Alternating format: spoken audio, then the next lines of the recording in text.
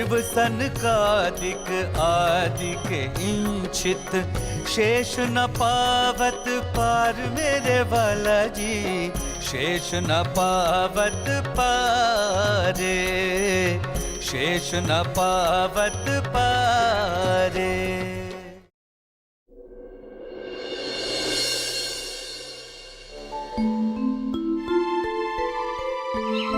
मैं कौन हूँ, कहाँ से आया हूँ, मेरा निज स्वरूप क्या है, सच्चिदानंद परब्रह्म कहाँ है, कैसा स्वरूप है उनका और उन्हें पाने का वास्तविक मार्ग क्या है। तारतम ज्ञान के अखंड प्रकाश में इन प्रश्नों का अनायास ही समाधान प्राप्त हो जाता है। लहराते हुए महासागर की अथाह जलराशि में जिस प्रकार असंख्य बुलबुले पैदा होते हैं और तत्क्षण उसी में लीन हो जाते हैं, उसी प्रकार महामाया से असंख्य लोग पल पल में प्रकट होते हैं और उसी की गोद में समाप्त हो जाते हैं। और इसी महाशून्य में प्रकट होता है आदि नारायण का स्वरूप, जो अक्षर ब्रह्म का स्वाप्निक मन होता है। संपूर्ण सृष्टि का संचालक यही है। इसी की चेतना का प्रतिभास सभी प्राणियों के रूप में दृष्टिगोचर होता है।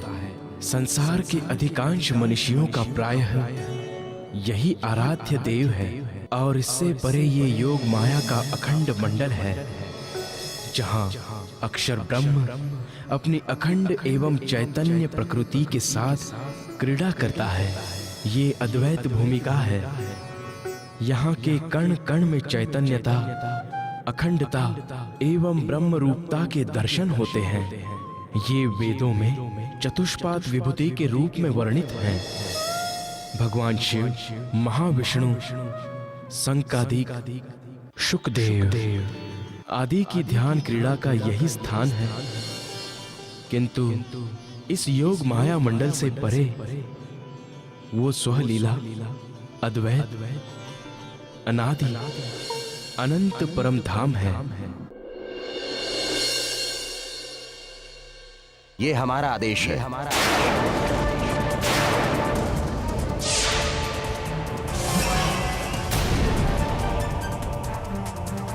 जैसी आपकी आज्ञा सद्गुरु महाराज।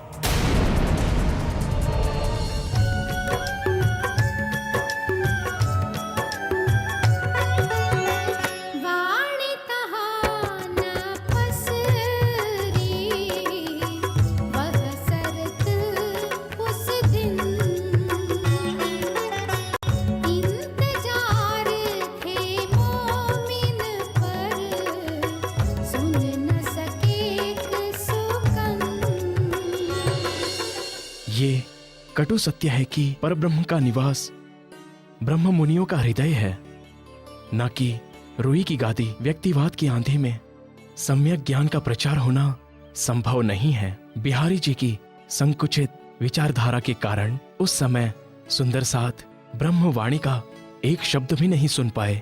इससे मिहिरराज जी एवं सभी सुंदर साथ को बहुत निराशा हुई। तभी जामनगर के मंत्री ने उन्हें जूनागढ़ के पास नया गांव बसाने के लिए जाने का प्रस्ताव रखा। तब मिहिरराज जी ने उसे राज्य का आदेश समझकर उस प्रस्ताव को तुरंत स्वीकार कर लिया। सोचा यहाँ से दूर रहूंगा तभी कुछ जागनी कार्य कर पाऊंगा। तब इसकी अनुमति लेने वे बिहारी जी के पास पहुंचते हैं।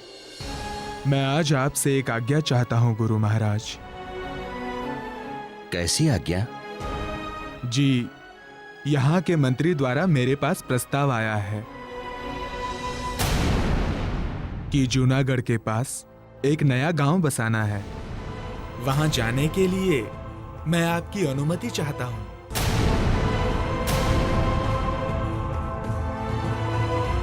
अच्छा है, मेरी राह का कांटा अपने आप दूर जा रहा है। वैसे तो हमें अच्छा नहीं लग रहा है, किंतु फिर भी यदि आपकी जाने की बहुत इच्छा है तो आप वहां जा सकते हैं। आपकी इस कृपा से मैं धन्य हुआ। अब मेरे ऊपर एक और कृपा कर दीजिए। जब मैं यहां से दूर जा ही रहा हूं, तो कृपा कर मेरी वाणी की किताबें मुझे वापस कर दीजिए गुरु महाराज। हाँ हाँ, क्यों नहीं। जब आप हम सबसे इतने दूर जा ही रहे हैं, तो फिर हम आपकी ये किताबें क्या करेंगे? आप इन्हें ले जाइए।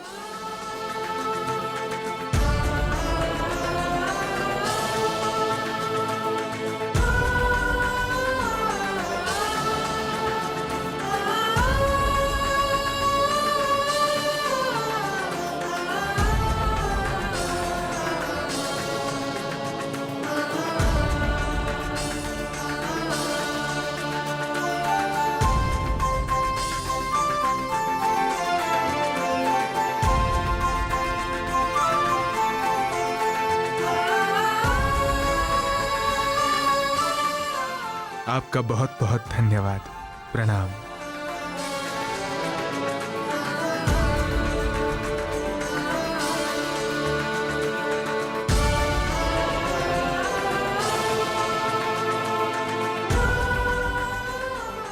अच्छा हुआ जो अपने आप ही चला गया, अन्यथा मुझे फिर किसी षड्यंत्र की रचना करनी पड़ती। इस प्रकार श्री प्राणनाथ जी जूनागढ़ के पास नया गांव बसाने के उद्देश्य से नौतनपुरी से चल पड़े। मार्ग में धोराजी नाम के गांव में नदी किनारे विश्राम करने के उद्देश्य से ठहरे थे कि तभी वहां एक अद्भुत घटना घटी। ब्रह्मवाणी के सिद्धांत अनुसार आत्मा कभी भी गर्भ में नहीं जाती है। गर्भ में मात्र एक जीव प्रवेश करता है और जब उसका जन्म होता है, उसके पश्चात किसी भी समय आत्मा उस तन में प्रवेश कर सकती है। इसी प्रकार मिहिरराज जी की पत्नी फूलबाई, जिन्होंने दूसरा तन धारण कर पुनः उन्हें पति रूप में पाने की बात कही थी, उनकी आत्मा अमलावती ने धोराजी में 16 वर्षीय तेज कुंवरी नाम की कन्या का तन धारण कर लिया था। वे अपने पिता वीरजी भांजी के साथ नदी में पानी भरने आई थी कि अचानक उनकी नजर प्राणनाथ जी पर पड़ती है।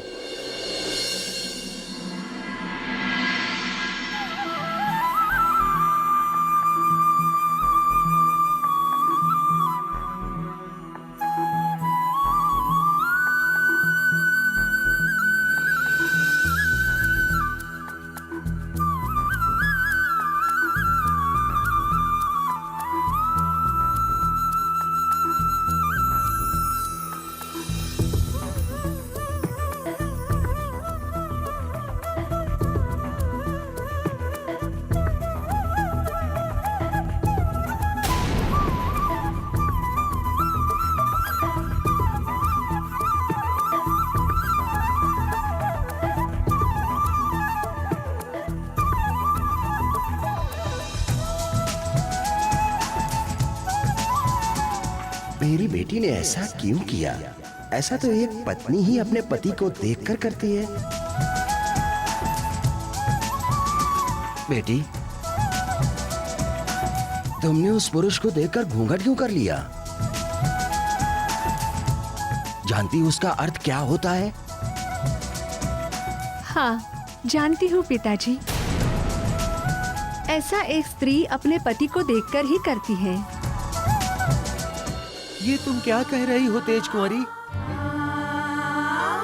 वे दिव्य महापुरुष और तुम्हारे पति? जी हाँ पिताजी, ये सत्य है। इससे पहले मेरी आत्मा फूलबाई नाम के तन में थी, तब मैं इन्हीं की पत्नी थी। मेरी तो कुछ समझ में नहीं आ रहा है। तुम क्या कह रही हो? बेटी, ये कैसे संभव है? मैं जो भी कह रही हूँ, आप स्वयं इसकी जांच कर सकते हैं पिताजी। उनका नाम मिहिरराज है। वे जामनगर के निवासी हैं। और उनके पिता का नाम केशव ठक्कर है। गुरुपुत्र बिहारी जी के दबाव में और धर्म के हित में हमें अलग होना पड़ा था। तब मैंने भी पतिव्रता धर्म का पालन करते हुए अपना देह त्याग कर दिया था। तुम जो भी कह रही हो वो सब सत्य है कि नहीं? मैं अभी इस बात का पता लगाता हूँ। अवश्य पिताजी, और यदि मेरी बात सही निकली तो आप उनसे मेरे विवाह की भी बात कर लीजिएगा।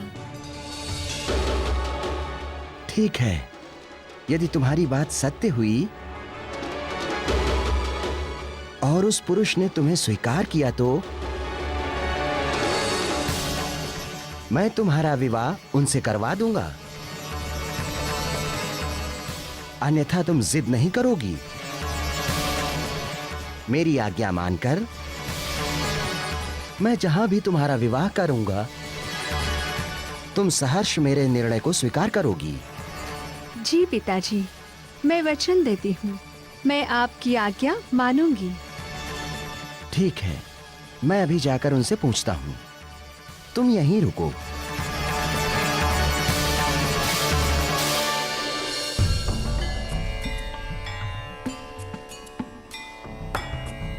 प्रणाम श्रीमान।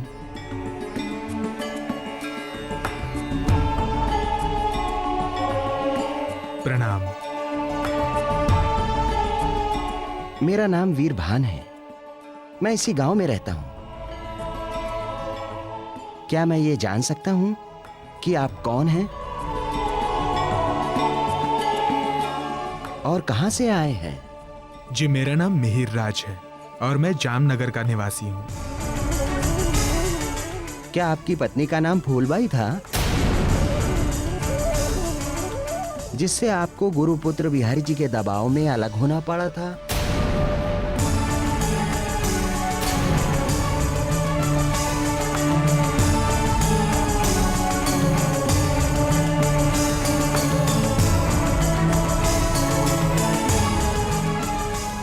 जी हाँ, ये सत्य है, किंतु ऐसा हमने धर्म के हित में किया था। किंतु क्या मैं ये जान सकता हूँ कि ये सब आपको कैसे पता चला? ये सब मेरी बेटी तेज कुंवरी ने बताया है। उसका ये कहना है कि उसकी आत्मा ही पहले फूलबाई के तन में थी। क्या मैं आपकी बेटी से मिल सकता हूँ? हाँ हाँ, वो मेरे साथ ही आई है।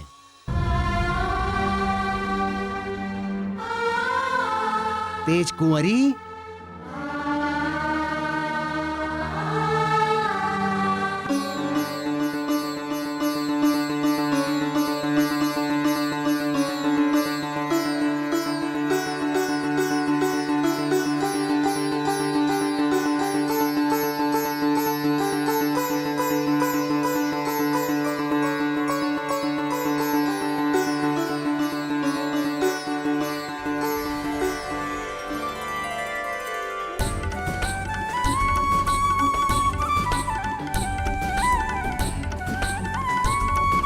आपकी बेटी ने जो कुछ भी कहा है वो सत्य है। इनके ही तन में मेरी पत्नी फूलबाई की आत्मा है। यदि ये सब सत्य है तो मैं एक पिता होने के नाते अपनी बेटी के विवाह का प्रस्ताव आपके समक्ष रखता हूं। कृपा कर इसे स्वीकार करें। हमें स्वीकार है।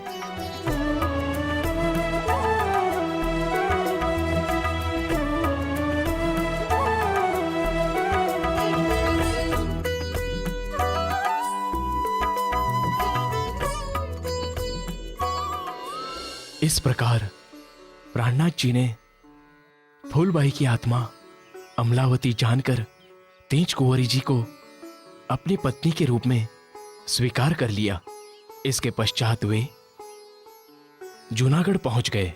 वहां रहते हुए वहां से 5 मील दूर एक नया गांव बसाने का प्रयास करते रहे। जूनागढ़ में ही जामनगर के कांजी भाई भी आकर रहने लगे थे। वे हरजी व्यास नाम के एक दिग्विजय पंडित के घर सेवा कार्य करते थे। वे बीच बीच में समय निकालकर प्राणनाथ जी के चरणों में आते थे और उनकी अलौकिक ब्रह्मज्ञान चर्चा का रसपान किया करते थे। एक दिन अचानक हरजी व्यास जी की तबीयत खराब हो गई और वे मरणासन्न स्थिति में पहुंच गए। उनके बचने की कोई आशा न देखकर उनके परिवार वालों ने उन्हें धरती पर लिटा दिया और उनके नाम से दान करने लगे।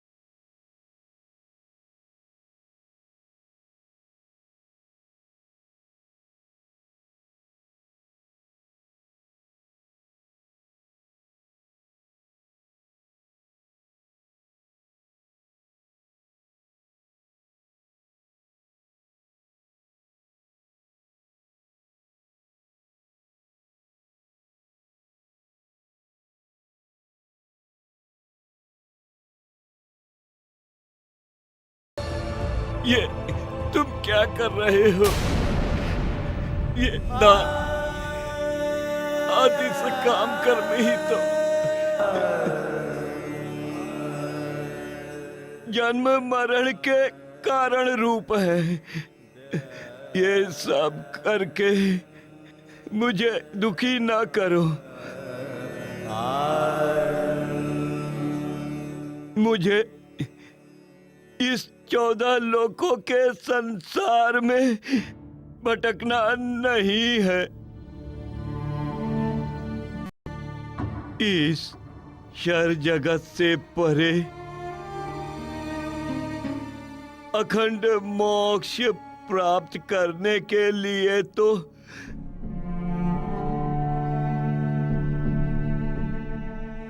पर ब्रह्म के स्वरूप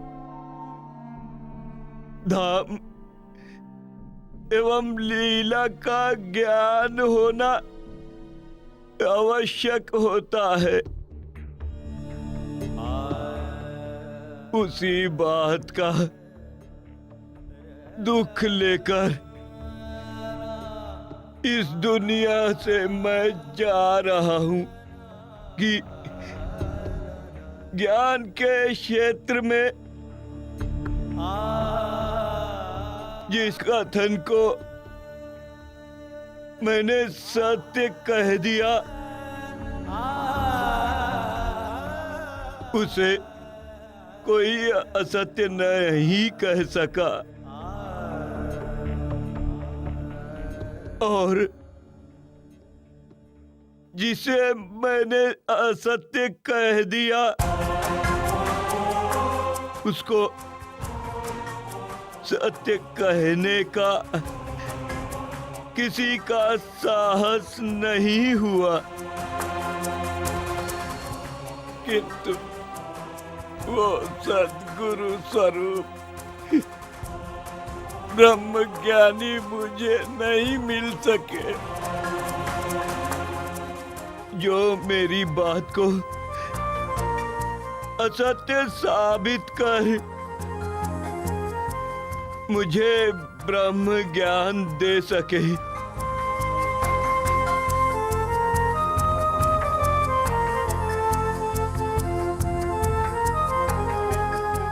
ये बात तो कोई परमधाम की आत्मा ही कर सकती है। यदि ये राज्य की कृपा से जीवित बच गए तो इनकी ये अंतिम इच्छा भी पूरी की जा सकती है। ये बात श्री प्राणनाथ जी को तुरंत बतानी होगी।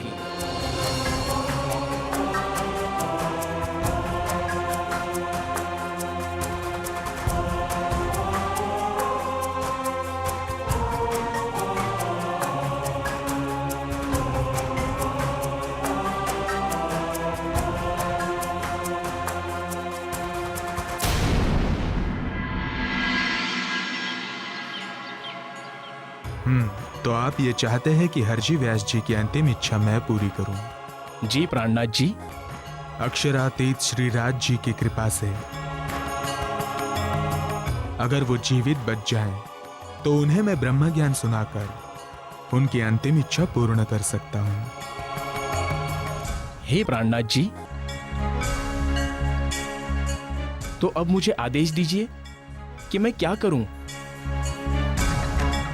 कांजी भाई, तुम दिल लगाकर अच्छे से हरजी व्यास जी की सेवा करो। ठीक है, मैं अभी जाकर उनकी सेवा प्रारंभ करता हूं। प्रणाम। प्रणाम।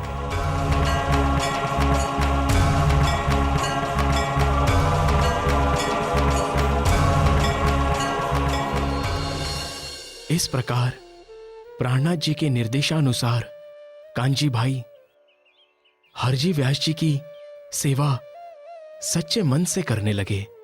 कांजी भाई प्रतिदिन बगीचों से खोज खोज कर ताजी एवं हरी सब्जियां लाते और स्वयं अपने हाथों से पकाकर उन्हें खिलाते। धामधनी की कृपा से हरजी व्यास शीघ्र ही ठीक हो गए।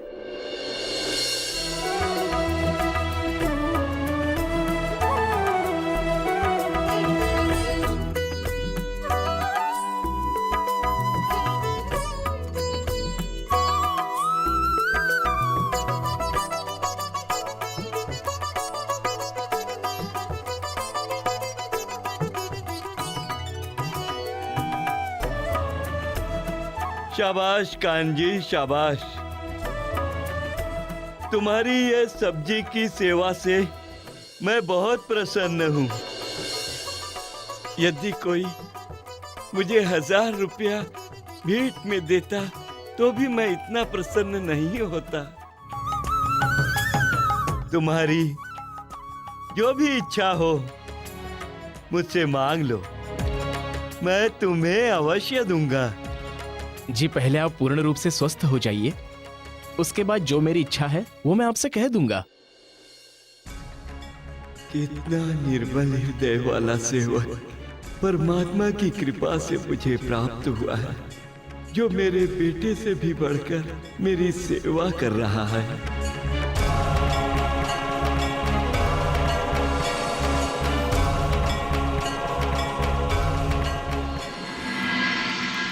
इस प्रकार सेवा करते हुए कुछ समय और बीत जाता है। जब हरजी पूर्णतः स्वस्थ हो जाते हैं तो पुनः वे कांजी से पूछते हैं,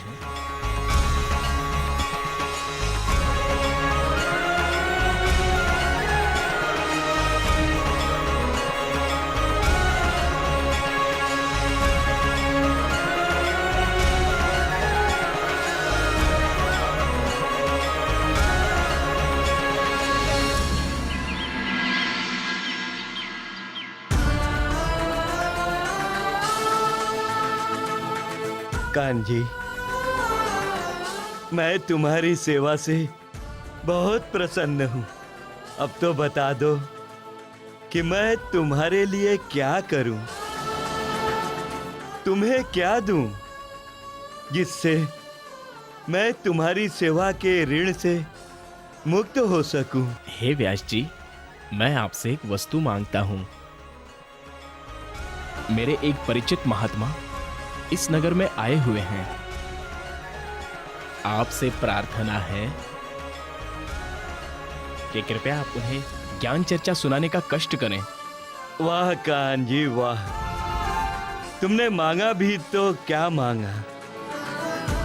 एक तो सच्चे हृदय से मेरी सेवा की, दूसरी अपनी मांग में ज्ञान चर्चा ही रखी।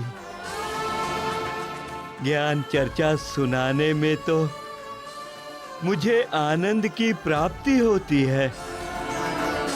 तुम शीघ्र जाकर उन महात्मा जी को चर्चा सुनने के लिए ले आओ। आपकी जैसी आज्ञा।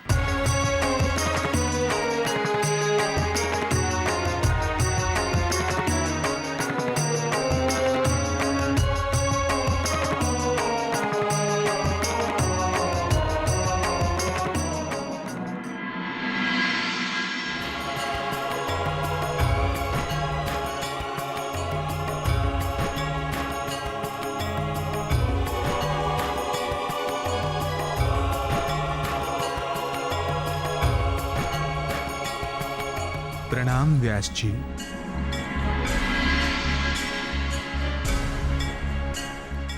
प्रणाम महात्मा जी, बैठिए।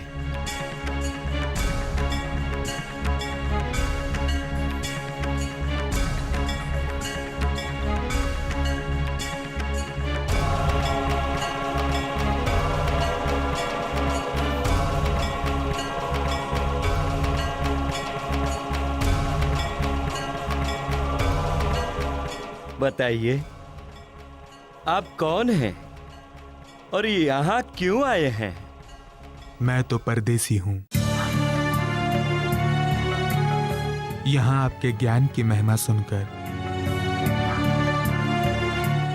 अपने आत्म कल्याण की भावना से चला आया हूँ। बहुत अच्छा किया जो आप यहाँ आ गए। आपकी जो भी इच्छा होगी उसके अनुसार मैं आपको ज्ञान चर्चा अवश्य सुनाऊंगा।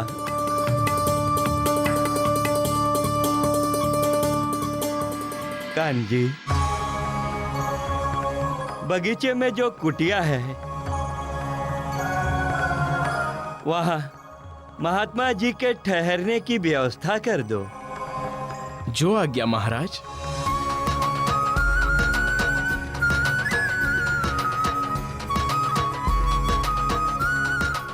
महात्मा जी, आप अपना सामान रखकर हाथ मुंह धोकर थोड़ा विश्राम कर लीजिए। तत्पश्चात मैं आपको श्रीमद् भागवत की चर्चा अवश्य सुनाऊंगा। जैसे आपकी आज्ञा। प्रणाम। प्रणाम। इस प्रकार श्री प्राणनाथ जी एक जिज्ञासु के रूप में 2 महीने तक हरजी व्यास जी से श्रीमद् भागवत की चर्चा सुनते रहे। ज्ञान के अनंत सागर स्वयं अक्षरातीत उनके हृदय में विराजमान हैं, किंतु वे इस प्रकार चर्चा सुन रहे थे जैसे उन्हें कोई ज्ञान ही ना हो। 2 महीने के बाद जब एक दिन हरजी व्यास जी भागवत के 10वें स्कंद के 89वें अध्याय की चर्चा कर रहे थे, तब इसके बाद भगवान श्री कृष्ण जी के रथ ने अर्जुन सहित दिव्य जल राशि में प्रवेश किया। वह बड़ी तेज आंधी चलने के कारण उस जल में बड़ी बड़ी तरंगे उठ रही थी, जो बहुत सुंदर लगती थी।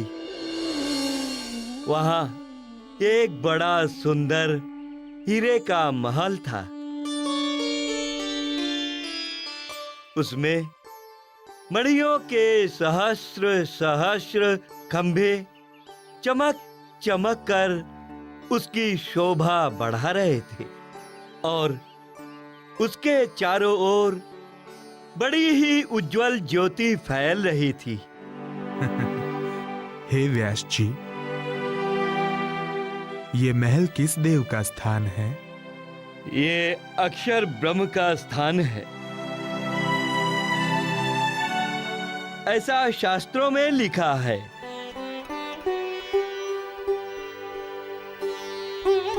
मैं इसी आनंदमय धाम की खोज में ही तो था, जिसका ज्ञान सिर्फ आप ही दे सकते हैं। ये अलौकिक महल इस ब्रह्मांड में ऊपर है या नीचे, इस दृश्यमान जगत के अंदर है या इससे परे? आप ही अपनी चर्चा में पहले कह चुके हैं कि महाप्रलय में 5 तत्व, 3 गुण और मूल प्रकृति का लय हो जाता है। फिर ये अक्षर ब्रह्म का महल कहाँ अखंड रहता है? श्रीमद् भागवत के कथन के अनुसार देखा जाए तो ये महल आदि नारायण का स्थान है, जो क्षीर सागर में रहते हैं। हे व्यास जी, अभी आप ही ने कहा था कि ये अक्षर ब्रह्म का स्थान है, तो क्या आदि नारायण ही अक्षर ब्रह्म है या कोई और है? वैसे भी क्षीर सागर तो 14 लोकों के इस ब्रह्मांड के अंदर है। महाप्रलय के समय जब 14 लोकों सहित क्षीर सागर ही नहीं रहेगा, तो ये दिव्य महल कहाँ रहेगा? हे व्यास जी, आपके बिना इस गुत्थी को सुलझाने में अन्य कोई भी समर्थ नहीं है। कृपया मुझसे ये रहस्य न छिपाइए। मैं आपके चरणों में बारंबार विनती करता हूं। मुझसे क्या पूछ रहे हैं आप? जब शास्त्रों में ही स्पष्ट नहीं लिखा है, तो मैं आपके प्रश्न का उत्तर कहां से दूं? प्राणनाथ जी,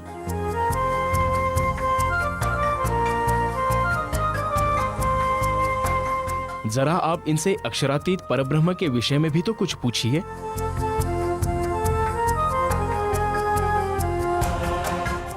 जब इन्हें क्षर जगत का ही पूर्ण ज्ञान नहीं है, तो ये अक्षर अक्षरातीत के विषय में भला कैसे बता पाएंगे? ऐसी ज्ञान की कोई बातें तो ब्रह्म मुनियों के अतिरिक्त कोई कर ही नहीं सकता, जिनका 28वें कलयुग के इस अंतिम समय में इस जगत में प्रकट होना धर्म ग्रंथों में लिखा है।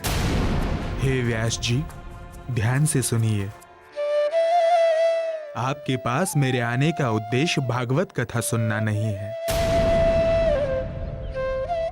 याद करो, जब आपका स्वास्थ्य बहुत ही ज्यादा खराब था, तो आपने क्या कहा था?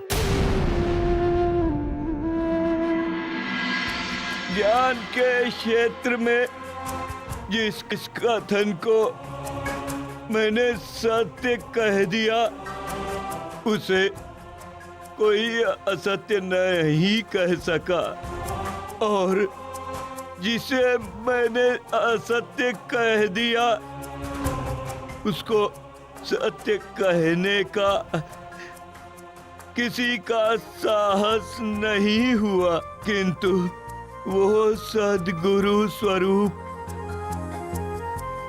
ब्रह्म ज्ञानी मुझे नहीं मिले, जो मेरी बात को असत्य साबित कर मुझे ब्रह्म ज्ञान दे सके।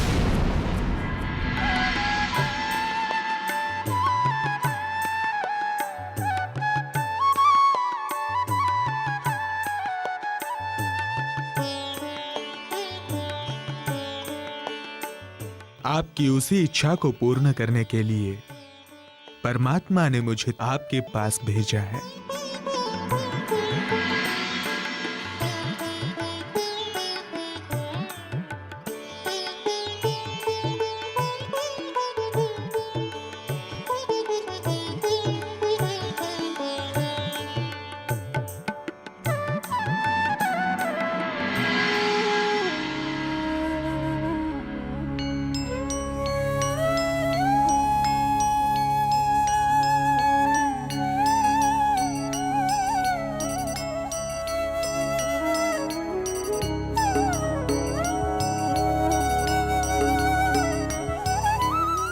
मेरा वैसा कहने का उद्देश्य यही था कि मुझे शास्त्रों के कथन के अनुसार ब्रह्मरूप मुनियों का इंतजार था।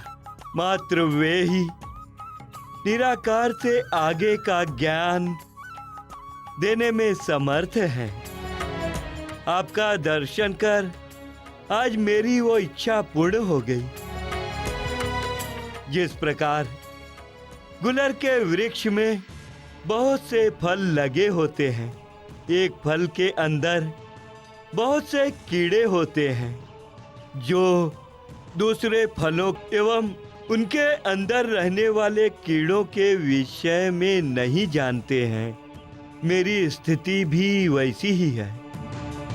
अब तक मैंने शास्त्रार्थ में सभी पंडितों को हराया है, किंतु आज मैं स्वयं को आपके चरणों में समर्पित करता हूँ। कृपया अखंड धाम की सच्ची राह दिखाइए। हे व्यास जी, श्री कृष्ण जी ने अर्जुन को जो महल दिखाया था वो आदि नारायण का ही स्थान है, किंतु वो इस क्षर जगत के अंतर्गत है। उसका एवं आदि नारायण जी का मूल स्वरूप इस क्षर जगत से परे बेहद मंडल में है, जिसे अव्याकृत ब्रह्म कहते हैं, जो अक्षर ब्रह्म का मन स्वरूप है। उसी का प्रतिबिंब इस क्षर जगत में पड़ता है। उसे बेहद मंडल से परे सच्चिदानंद परब्रह्म एवं उनकी आत्माओं का दिव्य अनादि परम धाम है। अक्षर ब्रह्म का भी मूल स्वरूप यही है। अपनी आत्म जागृति के लिए तुम्हें वही का ध्यान करना चाहिए।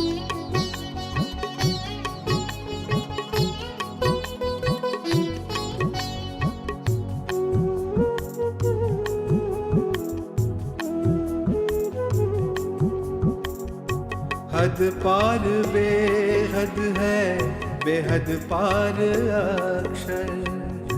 हद पार बेहद है, बेहद पार अक्षर। अक्षर पार वतन है, जागिए इन घर। अक्षर पार वतन है, जागिए इन घर। हद पार बेहद है, बेहद पार अक्षर। अक्षर पार वतन है, जागिए इन घर।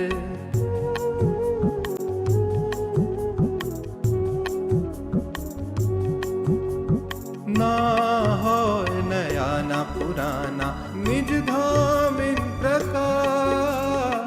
घटे बधे नहीं पत्र के, रह सत सर्वदा सार। अक्षर पार वतन है, जागिए इन घर। अक्षर पार वतन है, जागिए इन घर। अक्षर पार वतन है, जागिए इन घर।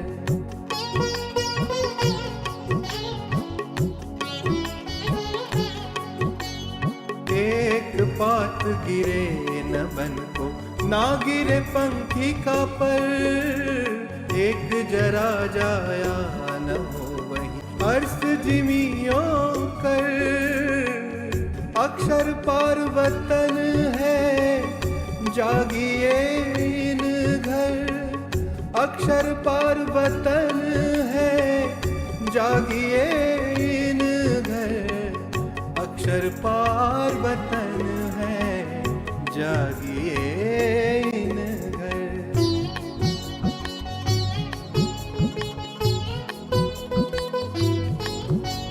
मेवे चाहिए सो लीजिए, फल फूल मूल पात। पीत रया तैसा ही बनिया, ए बका बागों की बात। अक्षर पार वतन है, जागिए इन घर। अक्षर पार वतन है, जागिए इन घर। अक्षर पार वतन है, जागिए इन घर।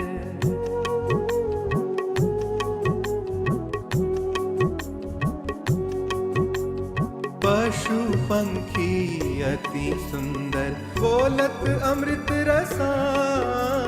सुंदरता केस परन की, क्यों करूं बयां। अक्षर पार वतन है, जागिए इन घर। अक्षर पार वतन है, जागिए इन घर। अक्षर पार वतन है, जागिए इन घर।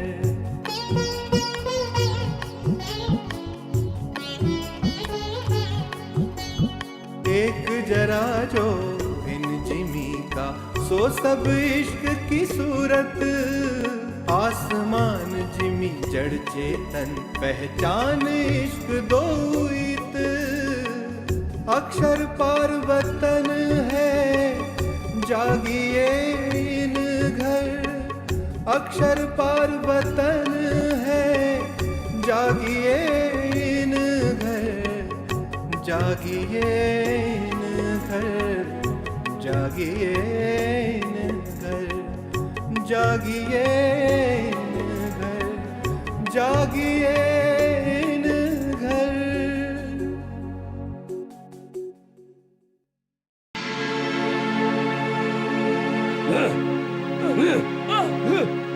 बचाओ! बचाओ! बचाओ! बचाओ!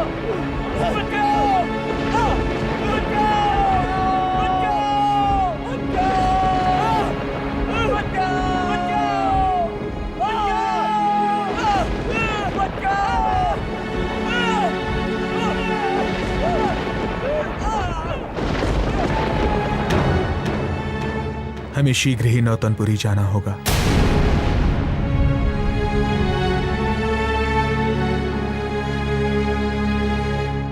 क्या हुआ स्वामी, आप कहाँ जाने की बात कर रहे हैं? हमें अभी नौतनपुरी जाना होगा। वहां सुंदर साध के सर पर संकट के बादल मंडरा रहे हैं। ठीक है स्वामी, प्रातः होते ही हम नौतनपुरी के लिए प्रस्थान करेंगे।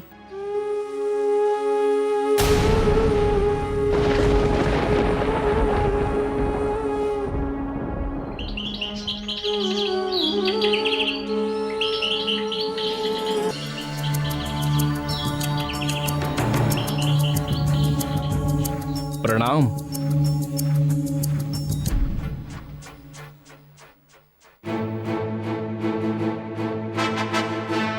राज्य कर ना मिलने के कारण कुतुब खां बहुत क्रोधित है। उसने जामनगर को चारों तरफ से घेर लिया है और किसी भी समय नगर पर हमला कर सकता है। हमने भी सुना है कि वो बहुत निर्दयी है। सब परेशान हैं और युद्ध से डर रहे हैं। युद्ध हुआ तो बहुत लोग मरेंगे, खून खराबा होगा, मारकाट होगी। आखिर इसे कैसे रोका जा सकता है?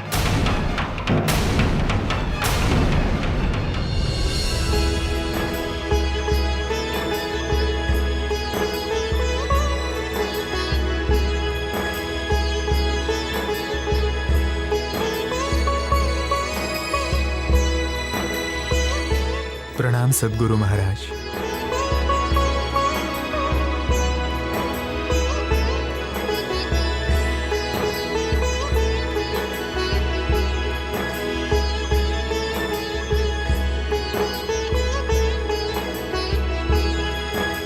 प्रणाम मिहिरराज जी। जूनागढ़ से कब आए? मैं आज ही आया हूं सद्गुरु महाराज।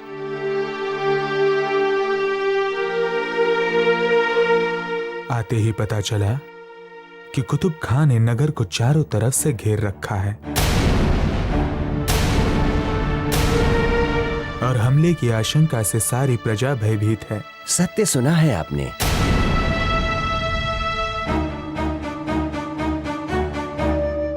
किंतु क्या करें, राज्य कर लिए बिना कुतुब खां जाने वाला नहीं है, और हमारे राज्य का दीवान नौकरी छोड़कर भाग गया है। ऐसे में राज्य कर की व्यवस्था कौन और कैसे करेगा?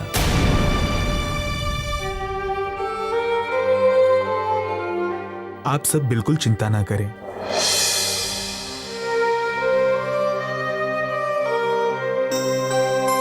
मैं आज ही मंत्री जी से जाकर मिलूंगा और आवश्यकता पड़ने पर मैं स्वयं दीवान का कार्यभार संभाल लूंगा।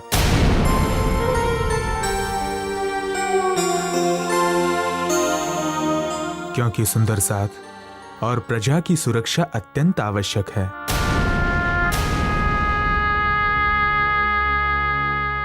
ठीक है मेहरराज जी, आप शीघ्र ही मंत्री जी से मिलने जाइए, ताकि हम सबका दुख दूर हो। प्रणाम सद्गुरु महाराज।